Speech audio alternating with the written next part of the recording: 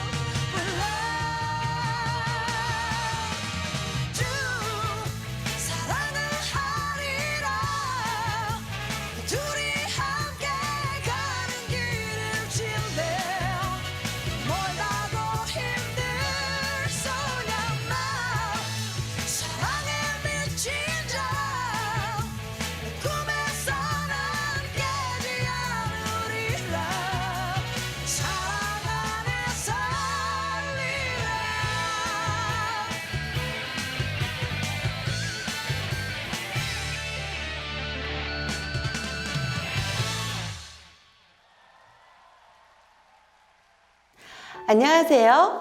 사막에서 예쁜 꽃들의 향기와 고운 빛깔로 수놓은 아름다운 4월의 중순이 지나가고 있습니다. 봄은 희망과 유쾌함을 선물해주는 아름다운 계절입니다. 봄바람, 봄향기, 봄내음, 봄꽃, 모든 것이 저절로 감탄사가 맺혀지는 아름다운 봄날입니다. 오늘도 아름다운 봄을 만끽하면서 김순희 쌤과 함께 신나게 체조하겠는데요. 우리 몸속의 독소를 빼내는 여러 가지 방법이 있습니다. 그 중에 소리를 질러서 몸속의 독소를 빼낸다고 합니다. 그럼 지금부터 함께 신나게 해볼까요? 선생님, 나와주세요. 안녕하세요. 자, 마음이 답답하다, 우울하다. 그러면 이 시간 속풀이 댄스를 하고 있습니다. 자, 제가 음악이 나오면 춤을 출 거예요. 그러면은 자, 하나 둘 셋 넷 마음 열고 하면은 야! 소리 내서 자, 하나 둘 셋 넷 마음 열고 하면은 네! 그리고 반주가 나올 때 야! 4번 왜? 4번. 자, 잘 모르시겠다. 무조건 소리 내면 됩니다. 자, 음악 큐.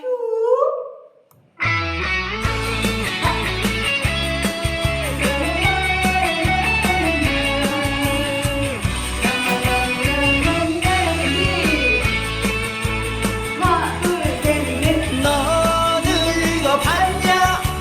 나는 젊어봤단다. 이제부터 이 순간부터 나는 새 출발이다. 하나, 둘, 셋, 넷. 마음 열고 직장에서 튕겨나와 거리로 내몰렸다. 마음 열고 왜? 사람들은 나를 보고 백수로 부르지. 하나, 둘, 셋, 넷. 마음 열고 야! 월요일에 등산 가고 화요일에 기원 가고 수요일에 당구장에서 주말엔 결혼식장 밤에는 삼각지. 너는 이거 봤냐? 나는 젊어봤단다. 이제부터 이 순간부터 나는 새 출발이다. 세상 나이 90년에 톡톡이도 안 쓰고 북전기도 안 내는 마음 열고 왜? 트리도 하나 없이 생고기를 씹는다. 마음 열고 왜? 누가 내게 지팡이를 소리지게 했어. 늙은이 노릇하게 했는가. 세상은 30년에 나를 속였다. 너 늙어 봤냐? 나는 젊어봤단다. 이제부터 이 순간부터 나는 새 출발이다. 자, 또 왜? 바꿔볼까? 그게 왜? 마누라가 말리고 자식들이 놀려대도 나는 할 거야. 컴퓨터를 배우고 인터넷을 할 거야. 그래. 그리고 서양말도 배우고 중국말도 배우고 아랍말도 배웠어. 이 넓은 세상 떠나나 볼 거야. 너 늙어 봤냐? 나는 젊어봤단다. 이제부터 이 순간부터 나는 새 출발이다. 세상에 태어나서 아기 되고 하게 되는 아름다운 시간, 너무나 소중했던 시간들. 먼저 가신 아버님과 스승님의 말씀이 새롭게 들린다. 이 인생이 끝나는 것은 우리의 때 끝장이다. 너 늙어 봤냐? 나는 젊어갔단다. 이제부터 이 순간부터 나는 새 출발이다. 너 늙어 봤냐? 나는 젊어봤단다. 이제부터 이 순간부터 나는 새 출발이다. 나는 새 출발이다.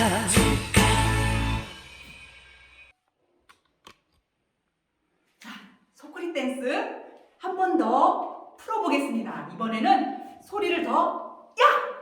야! 왜? 크게 해서 한번 해보겠습니다. 음악 큐!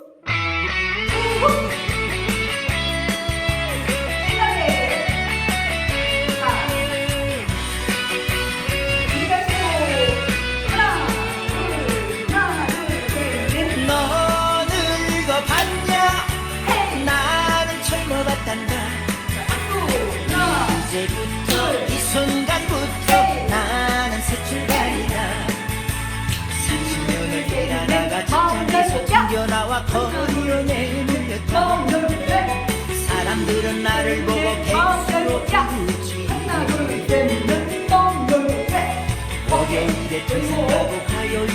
학원 가고 수요일에 당장했어. 주말엔 결혼식, 밤에는 삼각지. 너 늙어봤냐? 나는 젊어봤단다. 이제부터 이 순간부터 나는 새 출발이다. 나의 교실에 교복도 안 쓰고 파청기도 안 낀다.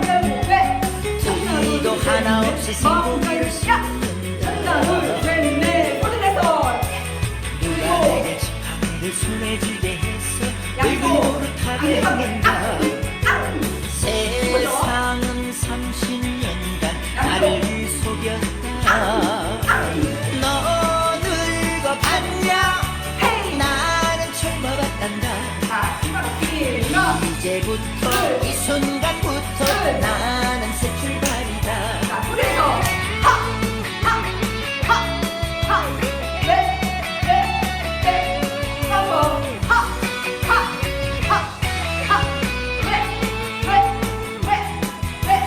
마누라가 말리고 자식들이 놀려대도 나는 할 거야. 컴퓨터를 배우고 인터넷을 할 거야. 서양말도 배우고 중국말도 배우고 아랍말도 배웠어. 이 넓은 세상 구경 너나 하나 볼 거야. 너 늙어봤냐? 나는 젊어봤단다. 이제부터 이 순간부터 나는 새 출발이다. 이 세상에 태어나서 아기 되고 하게 되는 아름다운 생일. 너무나 너무나 소중했던 시간. 먼저 가신 아버님과 스승님의 말씀이 새롭게 들린다. 이 인생이 끝나는 것은 고등학교 때 끝장이다. 너 늙어봤냐? 나는 젊어봤단다. 이제부터 이 순간부터 나는 새 출발이다. 너 늙어봤냐? 나는 젊어봤단다. 이제부터 이 순간부터 나는 새 출발이다. 나는 새 출발이다. 우리 회원님들 모두 즐거우셨나요? 우리 몸속에 독소가 빠지고 나가고 나니 몸도 마음도 가벼워진 것 같습니다. 산의 정상에 오르면 야호! 소리를 지르고 나면 속이 후련해지는 것처럼 우리가 함께 하다 보니 청량한 느낌이 듭니다. 이번 시간은 우리 마음을 행복 속으로 이끌어주는 마인드 강연 시간입니다. 나비인성교육원의 오성민 강사님의 참된 지혜로 얻은 생명이라는 제목으로 들려주시겠고, 강연 전에 새소리 음악학교의 청산의 사르리라 딸을 감상하겠습니다.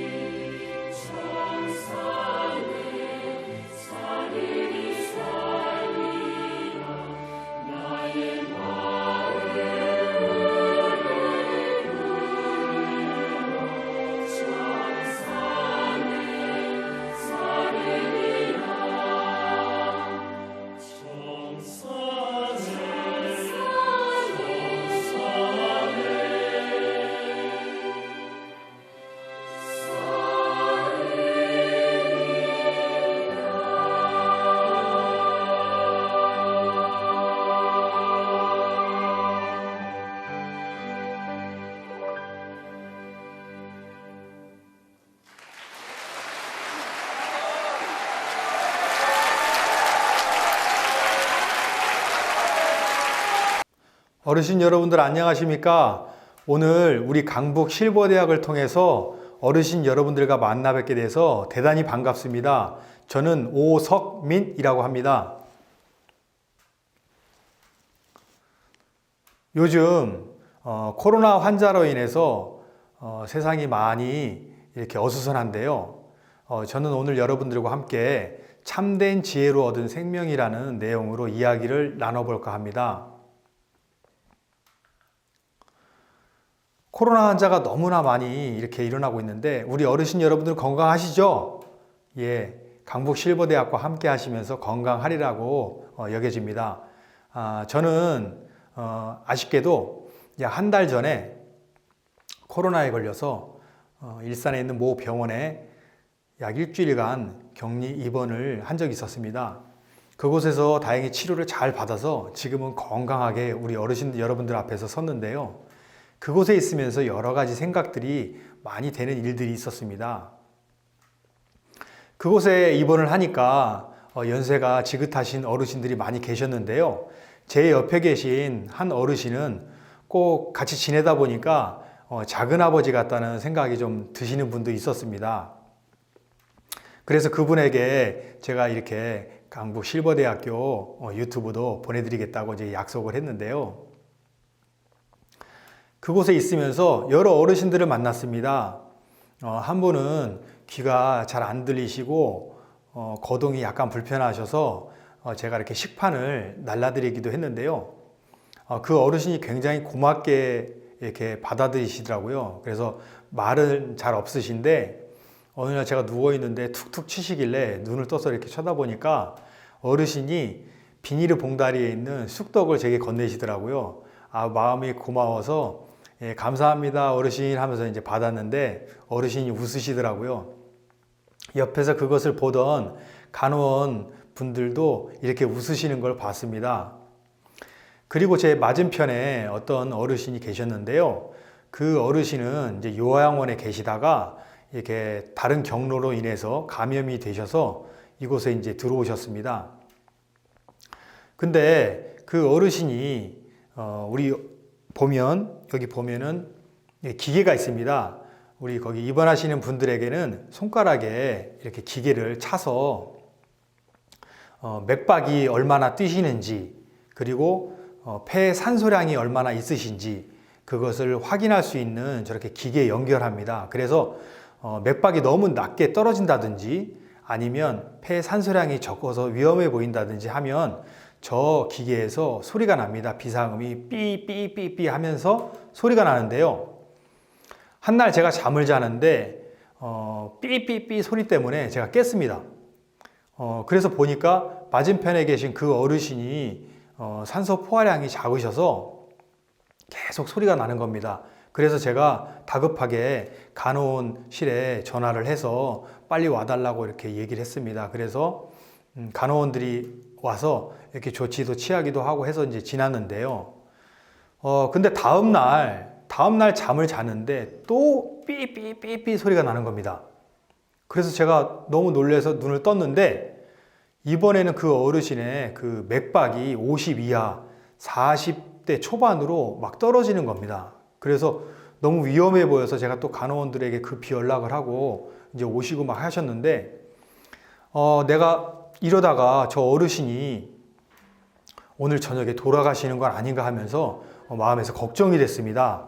그래서 제가 하나님을 믿는 그리스도인인데 제가 무릎을 꿇고 간절히 기도를 했습니다. 하나님 제발 저 어르신이 오늘 저녁에 돌아가시 않도록 하나님 은혜를 베풀어 주십시오 하면서 이제 간절히 기도를 드렸는데 다행히 더 이상 그 음이 나지 않고 어르신은 잠에 주무셨고 저도 이제 잠을 잘 수 있었습니다.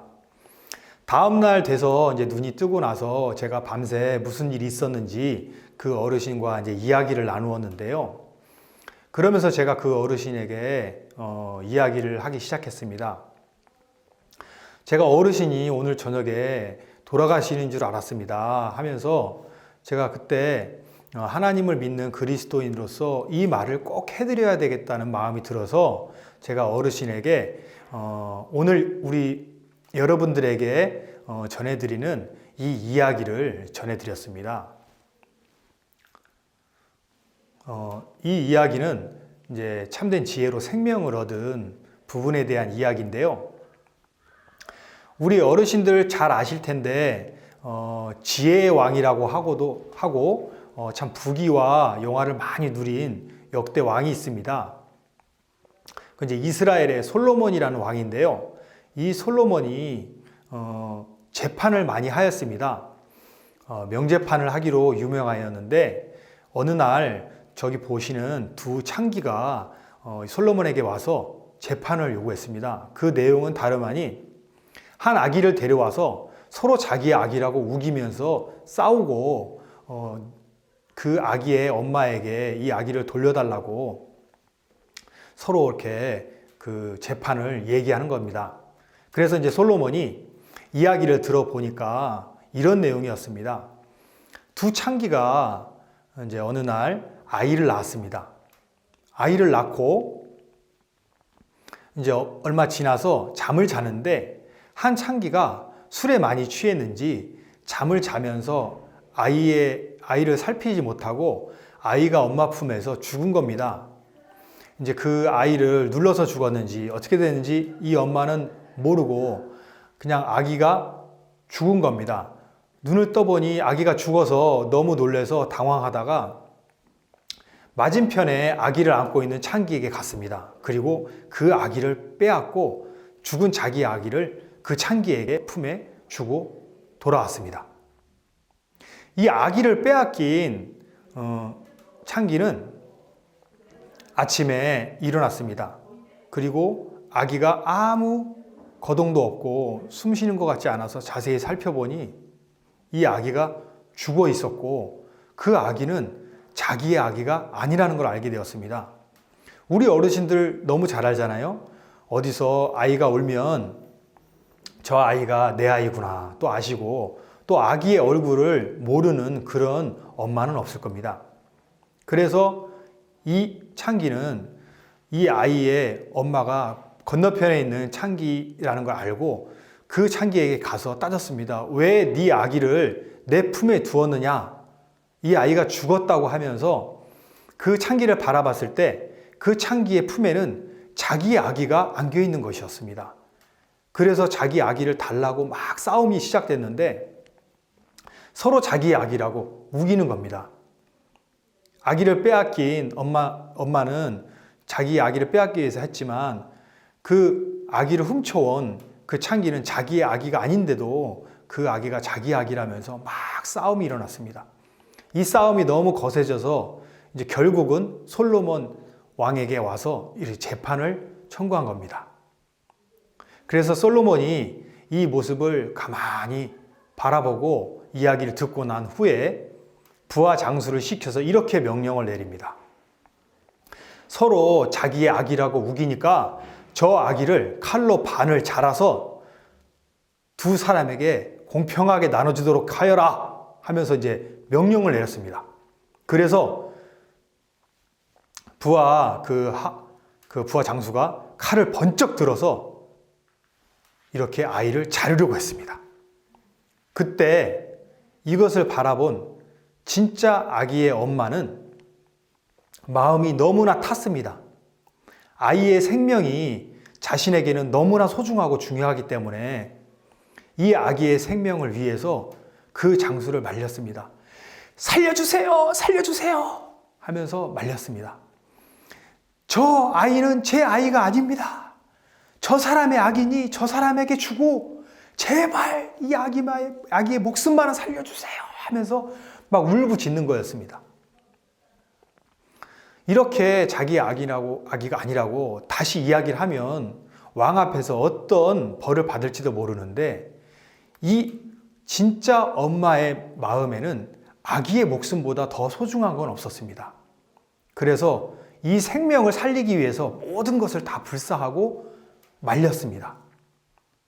이것을 멀리서 바라보던 솔로몬 왕이 이렇게 명령을 내립니다. 저 아이를 죽이지 말고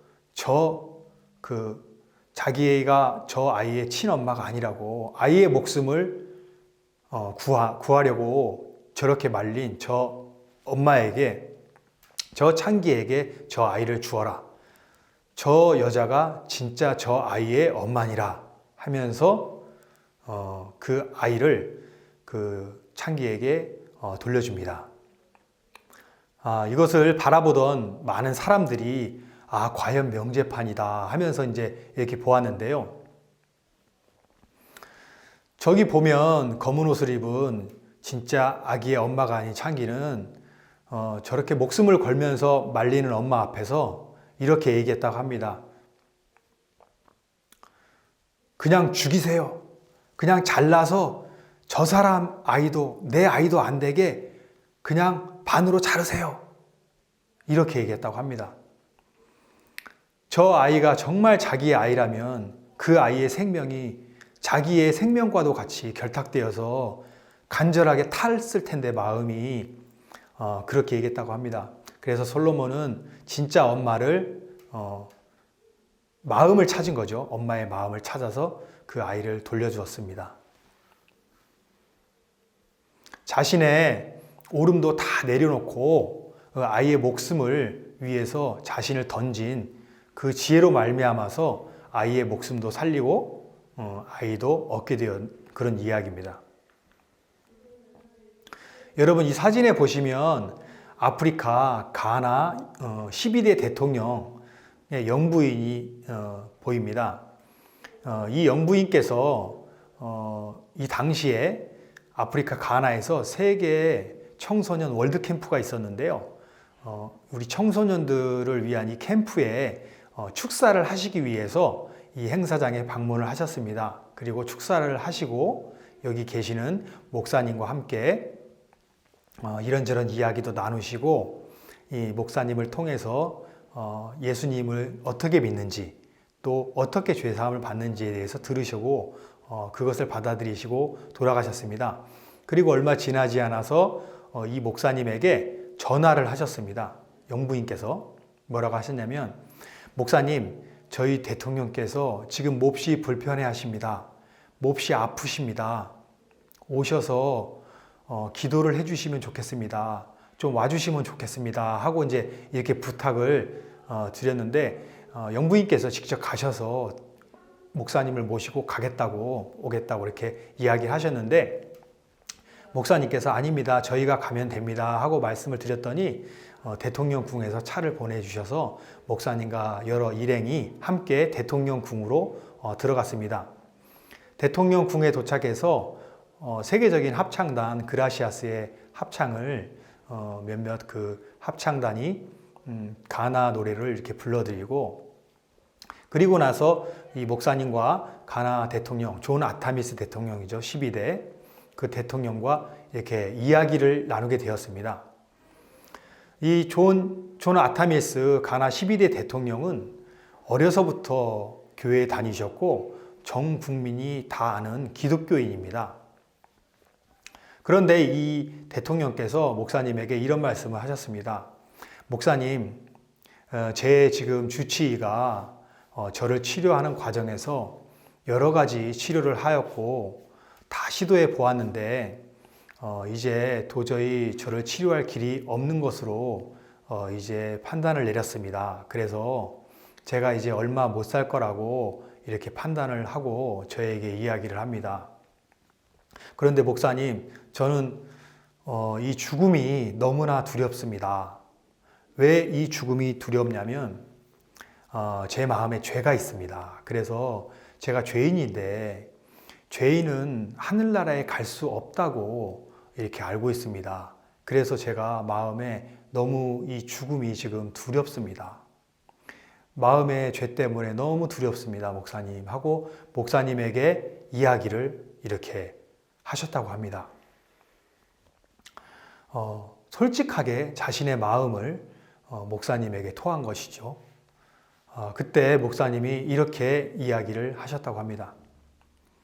대통령 카카, 한 나라가 움직일 때 대통령의 명령이 있고 움직이기도 합니다. 또 재판을 할 때 피고가 자신이 죄를 판단해서 제가 이런 죄인입니다 하고 그 판단에 대한 형벌을 자신이 스스로 내리는, 죄인인 것을 스스로 판결을 내리는 죄인은 어느 나라에도 없습니다. 그런데 성경에는 카카와 우리 모두를 향해서 내리신 하나님의 판결문이 있습니다. 혹시 이 판결문을 보신 적이 있으십니까? 하고 물어봤습니다. 그때 카카께서 이렇게 얘기하셨다고 합니다. 아니 목사님, 그런 판결문이 성경에 있습니까? 네, 있습니다 카카. 제가 보여드리겠습니다 하면서 이제 이 성결 구절을 보여드렸다고 합니다. 모든 사람이 죄를 범하였음에 하나님의 영광에 이르지 못하더니, 모든 사람이 죄를 범하여서 하나님의 영광에 이르지 못하더니, 하늘나라에 이를 수 없더니, 그 다음 구절이 그리스도 예수 안에 있는 구속으로 말미암아 하나님의 은혜로 값없이 의롭다 하심을 얻은 자 되었느니라. 이것은 법원의 법정 판결문과 유사한데요. 이렇게 죄에 대해서 이야기를 하고 난 다음에 그거에 대한 최종 판결을 이야기하는 양식인데요. 여기 보면 모든 사람이 죄를 범해서 하나님의 영광에 이르지 못한다. 그러나 그리스도 예수 안에 있는 구속은 죄값을 치러서 죄를 사해준다는 얘기인데요. 그것으로 말미암아서 하나님의 은혜로 값 없이, 아무 대가, 아무 조건 없이 의롭다 하심을 얻은 자가 되었느니라. 여기 보면 여러분, 모든 사람이라는 주어가 있고요. 마지막에 그 사람들이 어떻게 되었다는 동사가 있습니다. 그것은 의롭다 하심을 얻은 자 되었느니라. 의인이 되었다는 이야기입니다. 이 말씀을 그대로, 판결문을 그대로 받아들이신 카카께서 너무 감사해 하시면서, 감사합니다. 제 모든 죄가 씻어져서 의롭습니다. 저는 의인입니다. 이것을 믿습니다. 하면서 너무 감사해 하시고 편안해 하시면서, 목사님이 이제 이 말씀을 제 마음에 품고 이제는 평안히 쉬고 싶습니다 하시면서 이야기를 하셨습니다. 그래서 목사님과 이제 일행들은 나오시게 되고, 약 4시간 정도 후에 그 영부인에게서 전화가 왔습니다. 목사님께. 목사님, 우리 대통령께서 조금 전에 편안하게 이제 하나님 품으로 가셨습니다 하면서 이렇게 전화를 주셨다고 합니다. 목사님은 그 대통령께서 정말 마음이 순수하게 이렇게 말씀을 받으시고 하나님 앞에 인정하시고 받으시는, 자신의 생각을 그대로 말씀 앞에서 내려놓으시는 순수한 대통령이셨다고 이렇게 나중에 이야기를 하시는 걸 들었습니다. 참된 지혜로 얻은 생명, 먼저 얘기한 예화를 통해서 그 아이의 생명이 천하보다 귀하잖아요. 엄마에게는 아이의 생명보다 더 소중한 건 없습니다. 그 천하보다 귀한 생명을 귀히 여기는 마음으로 자신을 다 내려놓고 던졌을 때 그 아이를 살렸고요. 또 하나님 앞에 하늘나라에 이르지 못하는 자신을 바라보고 자신의 생각을 다 내려놓고 그 생명과 안식을 위해서 자신의 지혜를 다 내려놓고, 아는 것도 내려놓고 하나님 앞에서 말씀을 그대로 받아들이는 그런 지혜로 말미암아서 참된 평안을 얻으신 대통령의 예화를 드렸습니다. 이거를 어르신에게 제가 이야기를 해드리면서, 어르신, 이 말씀을 마음에 품으시면 어떠한 어려움이 계셔도 마음에 평안하실 수 있다고, 저는 어르신이 이 평안을 얻게 되시길 바랍니다 하고 이제 이야기를 드렸는데, 어르신이 감사하다고 연거푸 몇 번을 얘기하시더라고요. 그러면서 퇴원하실 때 제가 다시 한번 이 어르신에게, 휠체어를 타고 나가시는데 꼭 이 말씀을 마음에 품으시고 계시게 되길 바랍니다 하면서 제가 이야기를 드렸거든요. 그래서 그곳에 있으면서 이렇게 어려움들을 많이 겪으시는 분들이 세상에 너무나 많겠구나. 근데 그 마음이 정말 이 죽음 앞에서, 이 어려움 앞에서 평안을 얻을 수 있는 것은 사람으로 말미암은 것이 아니고 하늘로부터 내려온다는 마음이 너무 강해서 제가 이것을 오늘 어르신 여러분들에게 나누게 되었습니다. 오늘 드린 말씀 중에 그 판결문은 성경에 보면 신약의 로마서 3장 23절, 24절입니다. 모든 사람이 죄를 범하였음에 하나님의 영광에 이르지 못하더니 그리스도 예수 안에 있는 구속으로 말미암아 하나님의 은혜로 값없이 의롭다 하심을 얻은 자 되었느니라. 성경에 보면 여러분 이런 말씀이 있습니다. 요즘 코로나로 인해서 이것이 재앙이 아닌가 하는 이야기들이 참 많은데요. 비슷한 이야기가 성경에 나옵니다. 예레미야 29장 11절에 보면 나 여호와가 말하노라 너희를 향한 나의 생각은 내가 하나니 재앙이 아니라 곧 평안이요 너희 장래에 소망을 주려 하는 생각이라. 예수님으로 말미암아서 모든 죄에 대한 값을 다 받으시고 다 치르셨기 때문에 우리 사람들을 향해서 하나님은 이제 평안하라고 이야기하신다는 겁니다. 제가 마지막으로 우리 어르신들에게 꽃을 하나 선물로 드리려고 합니다. 잘 아시는 분들이 계실 텐데요. 이 꽃은 접시꽃입니다. 이 접시꽃의 꽃말은 평안입니다. 우리 어르신들 모두에게 이 평안이 항상 함께 하시기를 바라는 마음에서 우리 어르신들에게 이 꽃을 마지막으로 선물하면서 오늘 이야기를 마치려고 합니다. 끝까지 들어주셔서 감사합니다. 강연 잘 들으셨나요? 이번 시간에는 우리의 인생을 생각해보게 하는 나태주 시인의 봄을 한강희님이 낭독하시겠습니다. 봄, 나태주. 봄이란 것이 과연 있기나 한 것일까? 아직은 겨울이지 싶을 때 봄이고, 아직은 봄이겠지 싶을 때 여름인 봄. 너무나 힘들게 더디게 왔다가 너무나 빠르게 허망하게 가버리는 봄. 우리네 인생에도 봄이란 것이 있었을까? 이 세상에 살다 보면 마음에 어려움이 있지만 겨울이 지나 봄이 오듯 절망밖에 없던 인생이 행복하게 된 실제 이야기입니다. 이 시간은 내 생의 봄날을 함께 보시겠습니다.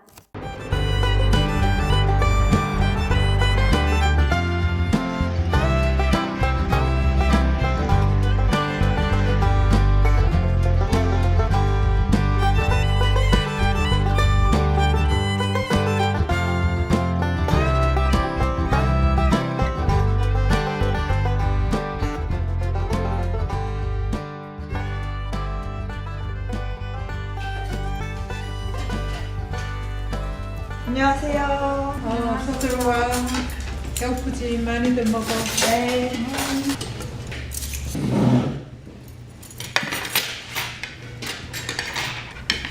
언니, 58번 기사님 너무 좋은 것 같아. 왜? 나한테 종점에서 초콜릿이랑 음료수 주던데? 진짜? 왜 이렇게 늦게 왔어? 옷 갈아입느라고요. 뭔 일 있었어?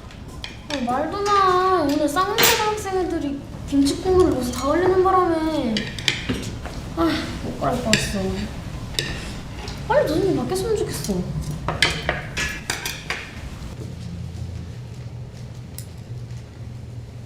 은경아, 너 교회 다녀? 네, 교회 다녀요. 구원은 받았어? 구원? 구원이 뭐예요?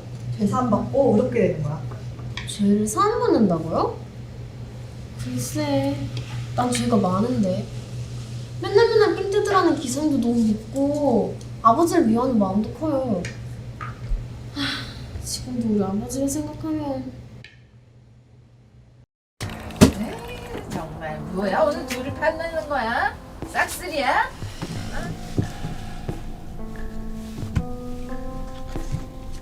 뭐야? 들어왔어? 아, 일단 콜만 하자. 에이씨. 자, 그거래. 500더. 뭐야, 왜 이렇게 세? 갑자기. 자, 첫 이 판 번부터. 끝냅시다 우리. 뭐야? 500에 내 집무수까지 다 끝. 좋았어. 아, 간만에 좀 들어오나 싶더니만, 아, 정말 쫄아서 어떻게 했어? 죽었어. 콜. 장땡이야. 잠깐. 자, 38 강땅이야. 야, 또 소득 좋네. 에이씨, 오늘 날밤 샐 거니까 다들 꼼짝 말고 있어. 형님 오늘은 그만하셔. 그래, 그만해. 뭐야 지금 집무수까지 다 난리 판국에. 자, 시험시험 갔다 오시오. 에이씨, 원정도박을 어떻게 이긴다고 그런다요. 그만하란 게요. 내가 오늘 그만둘 바야 내 손모가지 쟁이 나지.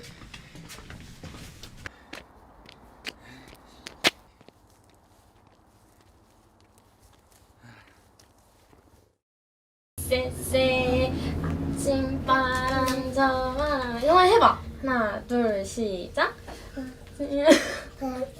쎄쎄쎄. 엄마 근데 그거 무슨 돈이야? 이거 내년에 너 학교 보내줄겨. 진짜? 좋지? 아 나 학교 가고 싶어. 아이고.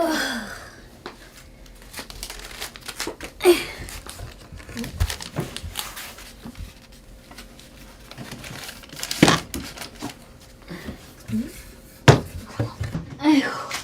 이제 자자. 정말 자자. 엄마 자자.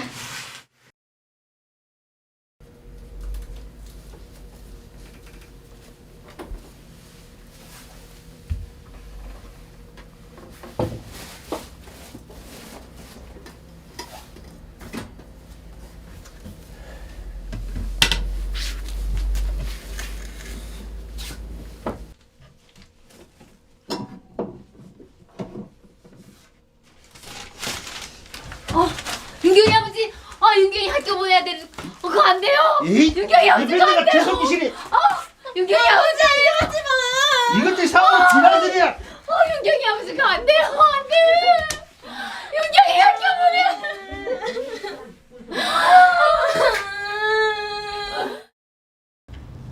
허구한 날 노름만 일삼던 아버지가 논이랑 집을 다 날려버리는 바람에 빚쟁이들이 우리 집까지 와서 아주 난리를 치고 왔다니까요. 다 샀어? 하고 있어요. 우리 식구는 빨리 사. 결국 야반도주를 하게 됐죠. 거기다가 아버지가 다른 여자까지 데리고 들어왔는데 우리는 그분을 작은 엄마라고 부르면서 함께 살기도 했어요. 아버지는 여전히 노름판을 기웃거렸고 어머니가 허들렛 일을 하며 간신히 먹고 살았다니까요. 동생 울면은 엄마 찬장에 죽 끓여놨다. 그거 끓여가 먹이라잉. 엄마 근데 다른 애들은 다 학교 가는데 나 왜 맨날 동생만 봐? 이에 풀칠하기도 바쁜데 학교는 무슨 학교고? 나도 학교 가고 싶단 말이야. 갔다 올게. 엄마.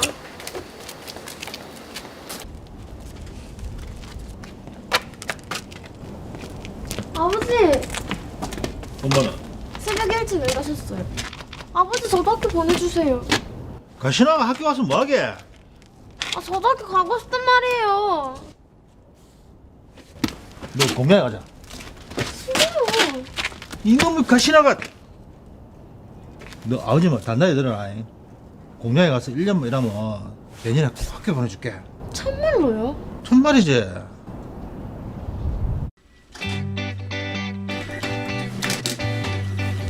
담비씨 오늘 마감 좀 잘해요. 네, 걱정하지 마세요. 야, 오늘 월급날인 거 니네 알지? 알죠? 우리 오늘 뭐 할까? 저번에 니네 성룡 영화 괜찮았지? 또 봐요. 재밌었어. 근데 오늘은 음식 먹으면 안 돼요. 맛있는 걸로. 그럼 오늘 뭐 먹으러 가요? 그것도 좋지 좋아. 오늘 푸지게 먹는 거야, 알았지? 좋아요.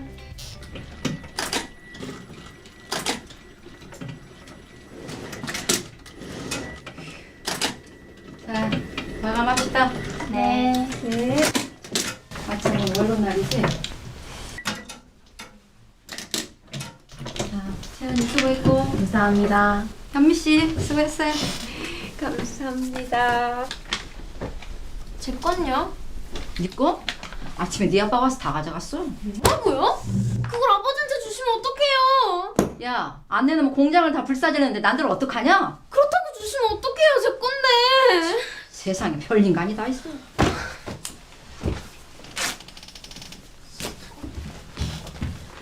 민경아.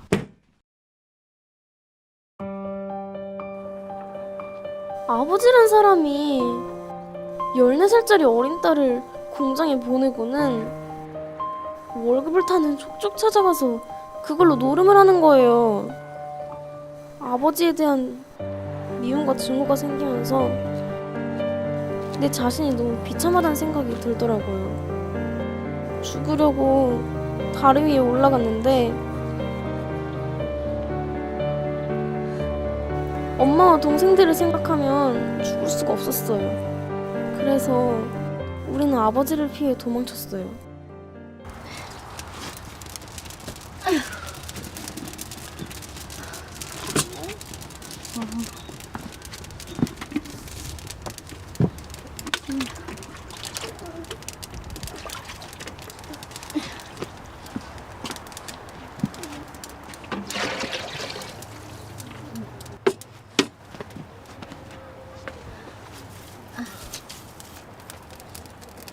엄마, 나 돈 벌어 올게. 밥 먹고 가. 괜찮아. 밥 먹고 가지. 괜찮다니까.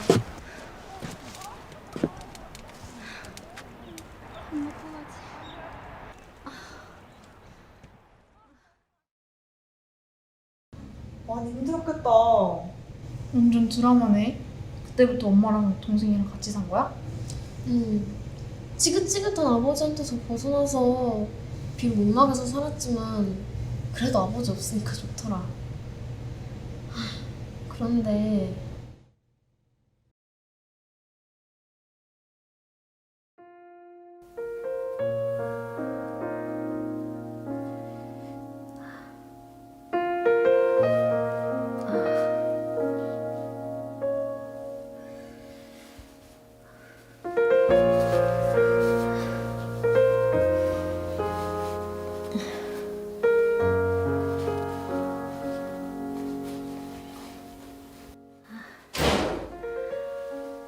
누구? 엄마, 나왔어. 잘 갔다 온겨? 응. 정한이는? 엄마 집 갔어. 엄마, 이게 무슨 냄새야? 이상한 냄새 나는데? 엄마! 엄마 왜 그래? 너 많이 아파? 봐봐. 엄마 병원 안 갔어? 아니요, 괜찮아요. 금방 나을게요. 엄마! 이러다 큰일 나! 그럼 냄새가... 엄마! 내가 준 병원비 어떻게 했어? 아버지가 또 가져갔어?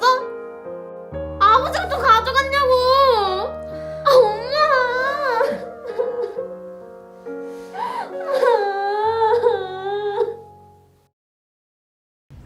엄마가 많이 아프셨구나. 유방암 때문에 밤에 잠도 거의 못 주무시고 가슴에 진물이 날 정도로 통증이 심하셨어. 그런데 아버지가 돈을 다 가져가 버리는 바람에 병원 한 번 제대로 못 갔다니까. 아버지가 정말 많이 미웠겠다. 사람을 미워하면 죄라고 해서 새벽제단도 열심히 쌓고 금식기도도 열심히 드렸는데 아버지를 미워하는 마음에 제가 해결이 안 돼요. 맞아. 우리 열심히로는 죄를 해결할 수가 없어. 나도 19년 동안 열심히 교회를 다녔는데 구원을 받지 못했었어. 그런데 성경에는 어떻게 하면 우리가 구원을 받을 수 있는지 정확하게 나와 있더라고. 윤경아, 지금 우리 교회 집회인데 같이 가서 말씀 한번 들어볼래? 집회요? 거기 가서 말씀 들으면 죄가 해결될 수 있어요? 그럼. 교회 다닌다고 다 천국에 가는 게 아닙니다. 마음에 죄가 있으면 아무리 착한 일을 많이 한 사람이라도 지옥에 갑니다. 아가씨 마음에 죄가 있나요? 죄가 있죠. 세상에 죄 없는 사람이 어딨어요. 마태복음 7장에 나더러 주여 주여 하는 자마다 천국에 다 들어갈 것이 아니요 다만 하늘에 계신 내 아버지의 뜻대로 행하는 자라야 들어가리라 하셨습니다. 그럼 아버지의 뜻이 무엇일까요? 데살로니가 전서 4장에 보면 하나님의 뜻은 이것이니 너희의 거룩함이라 하셨습니다. 거룩한 자가 천국에 들어가는 것이에요. 그렇다면 죄가 있는 사람이 거룩할까요? 아니요. 죄가 있으면 죄인이죠. 하나님은 인간을 믿을 수가 없어요. 인간 또 실수하고 죄짓고 실수하고 죄지으니까 믿을 수 있는 분은 예수님 한 분밖에 없어요. 그래서 예수님을 대표 선수로 보내서 그 선수가 1등하면 금메달이 우리 거 되듯이 그 예수님이 잘하면 죄가 저절로 씻어지도록 그런 법을 만들었습니다. 내가 그들의 죄악을 사하고 다시는 그 죄를 기억지 아니하리라 여호와의 말이니라. 새 언약 새 법은 내가 잘하고 못하고 아무 상관이 없고 대표 선수 예수님이 잘하면 하늘나라 갈 수 있도록 된 이 법입니다.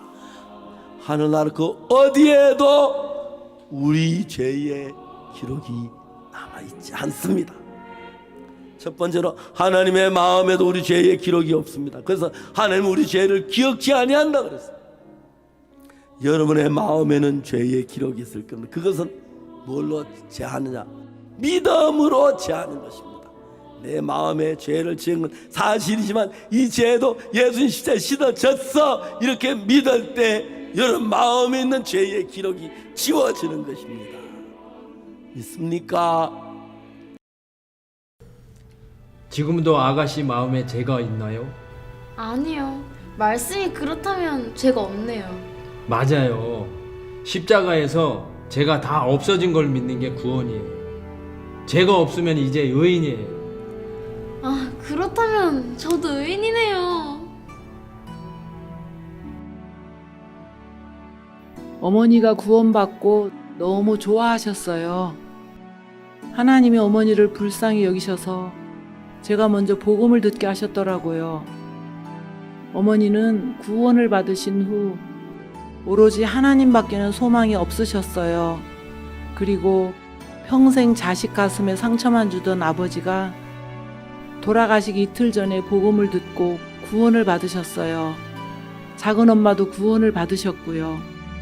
부모님들이 모두 구원을 받고 돌아가셔서 너무 감사했죠. 저는 지금 링컨 학생들을 위해 주방장으로 일하며 행복하게 지내고 있고 저희 아들은 그라시아스 합창 단원으로 활동하며 복음을 섬기고 있습니다. 겨울이 지나고 봄이 되면 꽃이 피듯 하나님은 절망스럽고 힘들었던 내 삶에 행복한 꽃을 피워주셨습니다. 오늘이 바로 내 생애 최고의 봄날입니다. 감사합니다.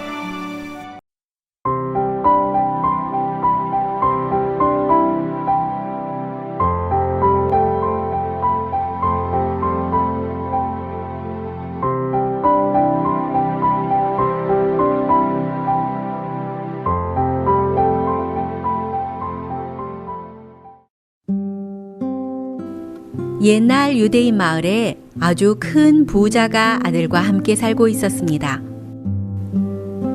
어느 날 아들이 사업차 먼 나라로 여행을 떠나 있는 동안 이 부자가 병들어 죽게 되었습니다. 얼마 후 아들이 집에 돌아왔을 때는 이미 아버지가 세상을 떠난 지 한 달이 넘었을 때였습니다. 아들은 아버지의 무덤에서 슬피 울고 난 뒤 저녁 때가 되어서야 집에 돌아왔습니다. 도련님, 주인님께서 돌아가시기 전에 유서를 남기셨습니다. 내 재산 가운데서 아들에게는 무엇이든지 딱 한 가지만 주고 모든 재산을 늙은 종에게 다 주겠다. 뭐라고? 아버지가 지금까지 나를 아들로 여기지 않으셨구나. 내게는 다 주고 저 종에게 한 가지만 줘도 문제가 되는데 종에게 모든 재산을 물려주고 나는 한 가지만 가지라니. 아버지가 나를 미워하셨어. 그래서 어쩔 수 없이 한 가지만 가지라고 하셨구나. 아들은 아버지의 마음이 도무지 이해가 가지 않았습니다. 아들은 너무 고통스러워하다가 이 문제를 마을에 있는 라삐한테 물어보기로 하고 유서를 가지고 라삐를 찾아갔습니다. 선생님, 이 유서대로 종에게 전 재산을 다 줘야 하는데 재산을 잃는 것도 아깝지만 저는 아버지가 이렇게 했다는 게 도저히 이해가 안 가고 아버지에 대해서 풀리지 않는 마음이 있는데 이걸 어떻게 하면 좋겠습니까? 아버지는 분명히 나를 사랑하셨는데 이 유서를 쓸 때 종의 위협을 받는 것도 아닐 텐데 왜 이러셨는지 도저히 이해가 가지 않습니다. 아들의 이야기를 들은 라삐는 그 유서를 들여다보며 곰곰이 생각에 잠겼습니다. 이 유서가 아버지의 친필은 맞는가? 예, 아버지 필체가 틀림없습니다. 한참을 있다가 라삐가 빙그레 웃었습니다. 과연 자네 아버지는 참으로 지혜로운 분일세. 아니, 무슨 말씀입니까? 문제가 있다면 자네가 자네 아버지의 마음을 다 모른다는 것이네. 네? 그게 무슨 말씀인지... 자, 이 유서를 이해하기 위해서 유서를 쓰신 그 당시로 돌아가 본다면 그때 아버지의 마음이 어떠하셨겠는가? 자네는 몰라도 나는 이 유서에서 자네 아버지가 유서를 쓰실 때의 마음을 이해할 수 있어. 유서를 쓰실 때의 마음을요? 생각해보게. 아들은 나라에 가서 언제 돌아올지 모르고 아버지가 죽으면 종들이 그 재산을 가만 놔두겠는가? 자네 아버지가 돌아가시면서 무엇을 염려하셨겠는가? 아들이 돌아올 때까지 재산을 잘 보관해 놓을 수 있는 방법을 생각하셨겠지? 아버지가 그 재산을 늙은 종에게 다 주고 아들에게는 하나만 취하라고 했으니까 늙은 종이 얼마나 고맙겠는가? 늙은 종이 아버지의 전 재산을 받았지만 어쨌든 자네가 아들이니 돌아올 때까지 잘 보관하지 않겠는가? 이 유서에서 자네는 딱 한 가지만 선택할 권리가 있으니 자네는 그 재산을 다 늙은 종에게 주고 그 종도 아버지의 재산이니 자네는 그 종을 선택하면 되는 걸세. 그러면 그 종의 재산은 다 자네 것이니 자네가 그 재산을 하나도 안 잃어버리고 그대로 물려받을 수 있지 않겠는가? 아버지는 정말 지혜로운 분이시군요. 정말 우리 아버지가 그러셨겠군요. 아들이 유서만 볼 땐 아버지의 마음이 이해가 안 가고 섭섭하기만 했습니다. 하지만 라삐의 말을 통해 아버지의 마음을 발견했을 때 아버지의 깊은 사랑을 느낄 수 있었고 아버지가 참으로 지혜로운 분이시란 걸 깨달을 수 있었습니다. 우리도 아버지의 마음을 알지 못했던 아들처럼 성경에 간음하지 말라 하면 안 하려고만 했습니다. 간음하지 말라는 말씀 속에 담긴 하나님의 마음을 생각지 않고 말입니다. 이같이 율법이 우리를 그리스도에게로 인도하는 몽학 선생이 되어 우리로 하여금 믿음으로 말미암아 의롭다함을 얻게 하려 함이니라. 오늘도 우리 회원님들 행복해지셨나요? 저는 우리 회원님들과 함께하니 너무 행복합니다. 행복은 마음에서부터 시작됩니다. 강북 실버대왕은 실버 회원님들에게 항상 행복을 전달하겠습니다. 이 행복한 마음을 품고 지내시다가 5월 10일에 다시 뵙겠습니다. 안녕히 계세요.